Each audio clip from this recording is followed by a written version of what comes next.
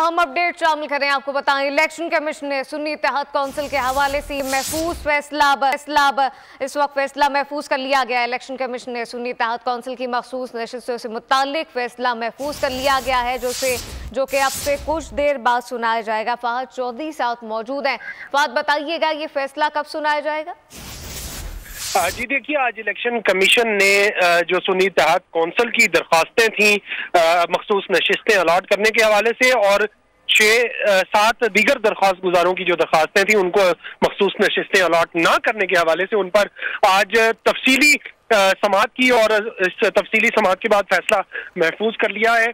जो वकील हैं सुन्नी इत्तेहाद कौंसिल के बैरिस्टर अली जफर, उन्होंने वाज़े तौर पर यह मौक़िफ़ अपनाया कि आइन के आर्टिकल 51D और 106 के तहत ये हमारा हक बनता है कि सुन्नी इत्तेहाद कौंसिल में जो आज़ाद अरकान शामिल हुए उसके बाद हमें एक पार्लिमानी पार्टी तस्वुर किया जाए और उसके तहत हमें मखसूस नशिस्तें अलॉट की जाए। ताहम मुस्लिम लीग नून के वकील आजम नज़ीर तारड़, पीपल्स पार्टी के वकील फारूक नाइक, JUI के वकील कामरान मुर्तज़ा और MQM पाकिस्तान के वकील फरोग नसीम ने ये मौक़िफ़ अपनाया कि चूंकि आइन के आर्टिकल 51(6)D और इलेक्शन एक्ट के सेक्शन 104 में वाज़े तौर पर दर्ज है कि मखसूस नशिस्तें आपका बहुत शुक्रिया। सब्सक्राइब करें और बेल दबाएं ताकि कोई खबर रह न जाए।